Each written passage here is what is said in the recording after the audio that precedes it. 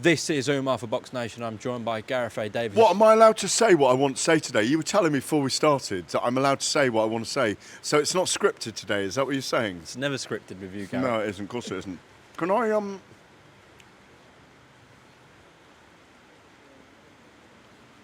I won't reveal what you just did. He'll go in the bin in a minute. In fact, there's a bin over there. Hang on.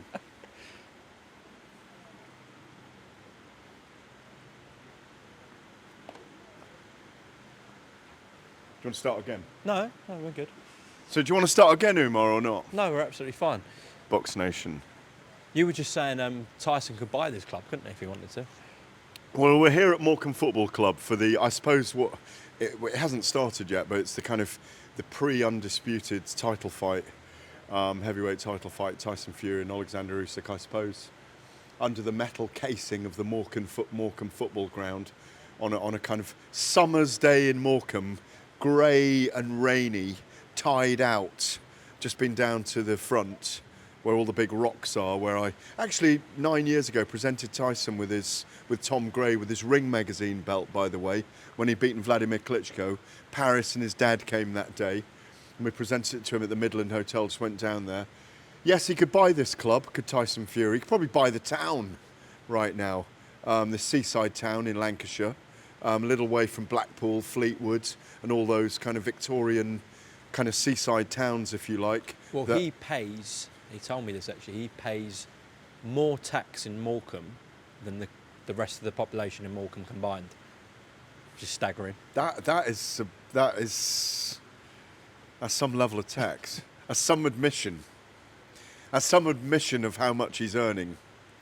And I see Furosity with Sky Bet, Mazuma, Denison, Wrighton Lord, Joma, Omnia. Yeah, he's involved in the club. In the club, yeah, we've got all the sponsors here. I think there was a time when he was being asked if he would buy it. That was correct. Yeah. But he hasn't. No. But we're here. Yeah, here for a media day with him. What do you think we'll expect? This is being filmed beforehand. What do you think we're expecting today then? I think this is a chance for all of us in the media to see him before he goes to Saudi. I think it's a chance for all the broadcasters to have a word with him, to speak to him, to see where he is, show where he is physically. My understanding, I don't know this for sure, that he's probably leaving for Saudi late next week. Probably going to have 3-4 weeks in Saudi before the May 18th undisputed heavyweight title fight with Oleksandr Usyk, a massive event in our calendar, in our lives. Huge event, great undercard. Another massive event in Saudi Arabia that we'll all be travelling over to, and I'm still going to say so much of it is down to the fighters' promoters, but more than anything down to Saudi Arabian investment in making this fight happen, down to the efficacy of His Excellency Turki Al Sheikh and his team for wanting to get this fight over the line, and the patience they've had with it, if you recall, delayed a couple of times. So yeah, so I just expect to see, I hope to see Tyson in fine fettle. I understand he's having something to eat at the moment. He'll be joining us in about half an hour. I can see the lighting is beginning in there, the backstage lighting. I've never rolled up to a press conference where there's so many cameras and all the plug sockets are taken up, all the lighting equipment's there. There's barely any room to move because it's just cameras everywhere, including yours, Umar of BoxNation. Okay, thanks for that, Gareth. Okay. I want you to react to this post from Alex Krasiuk. So, the thing that Frank Warren is mentioning about Usyk weakness area is a weakness for any boxer or even any male. I'm guessing he's talking about the body. For this reason, these punches are forbidden. So I think Uncle Frank should reinvent his strategy of beating Usyk. So that's kind of a response to all the remarks about his body. Usyk's put out videos of him working on his core, etc. Do you think that's going to be a key for Tyson to target his body? Yeah, I've been hearing that from everyone that I've spoken to from the Usyk camp, that he's been working very hard on his core. We saw I do think it was a low blow from Daniel Dubois, but he went to the body a lot during that fight, and it was tactically aware, it was tactically astute. very clever by Dubois and Don Chisora. Not Don Chisora, Don Charles. Don Charles. It's almost like Don Chisora. They're almost like one, aren't they? Yeah. It's like brothers. Long-time The trainer. crazy one and the kind of non-crazy one. Don Charles. Yeah, but I think it wouldn't surprise me if Fury's going to the belly anyway. And look, Frank Warren's always said that. I didn't agree with him. I thought it was a low blow. It was certainly borderline against Usyk from Dubois, even though I think Usyk made the most of it at the time, and why shouldn't he have? Frank Warren was adamant it wasn't a low blow, if you recall, at the time. So he's gone in hard on that, on the body shots, being effective against Usyk. And you know, that's fair enough. And I think if Fury does want to go to the body, I think it's a great strategy by him. Obviously, when you throw those shots, you're open to shots yourself. It's Krasiuk playing mind games. That's what they do. They've been very strong with their PR over this. Been trying to blame Tyson Fury for this and that, and they've got some of the media and some of the fans on their side over it. But I think we all know that Fury is and ought to be the favourite going into this. You look at what he's got, what he is when he's in his best form, when he's in his best shape, and when Fury's had to deliver in his career, he's always delivered.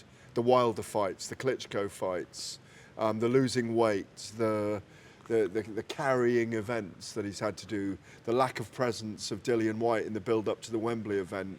He still carried it on his own. Starting to sound like a Fury fanboy here, aren't I?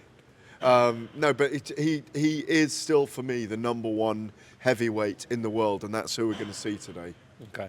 Just completely diverting topics. That's fine. As always in boxing, there's news that rolls out. Yeah. Unexpected one as well, according to Eddie Hearn, considering his post. So I'll read it out from this morning. After it was ordered 2 months ago, today the day has finally come for the Isaac Chamberlain and Chev Clark purse bid.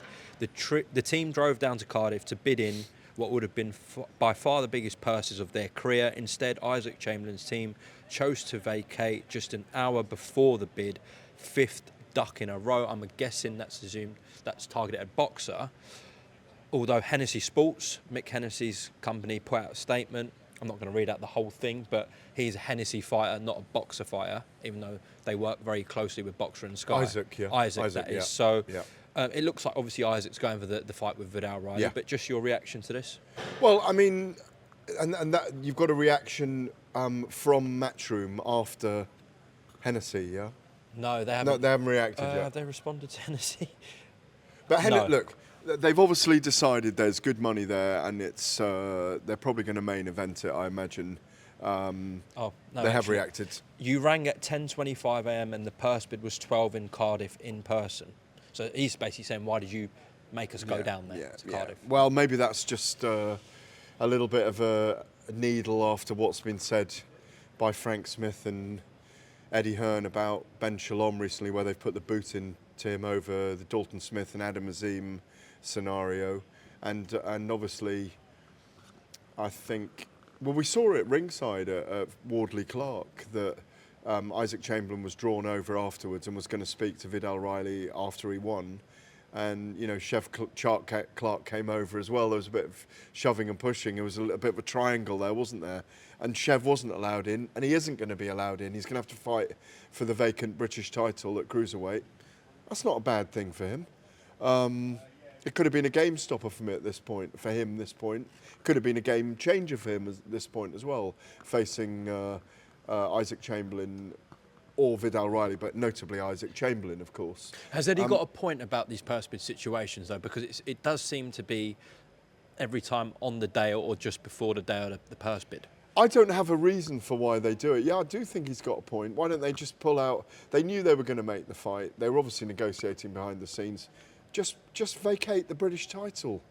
Just vacate it and don't dig a bigger hole than there is already. I mean, for me, I don't understand why Boxer don't just say, this is how we're doing it. We're going our route. Barry Jones giving me the four fingers there, unfortunately. I hope that didn't come out on camera. It was me putting the finger up to him. But horrible little Welshman. No, I love Barry Jones. Could definitely fight. WBO. Yeah. Former WBO super feather champion, wasn't he? Very, very fine fighter and a very fine man as well, and love working with him. They could just say, look, we're going down this route, we're vacating, that's fine. It's not like it hasn't been done in the past, but it's like there's this constant animosity building between, it's almost like we need some kind of animosity between British promoters for them to keep going. The animosity between Eddie Hearn and Frank Warren is in abeyance at the moment. It's on hold. That everything's, lightness of the unbearable lightness of being. That it's, working together, and there's everything.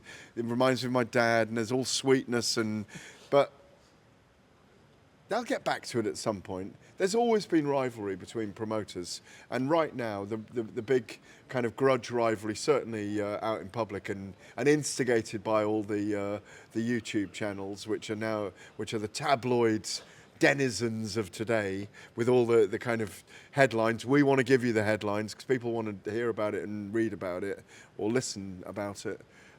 Is that these guys are at each other's throats, and I think Ben Shalom's probably gone, fuck it.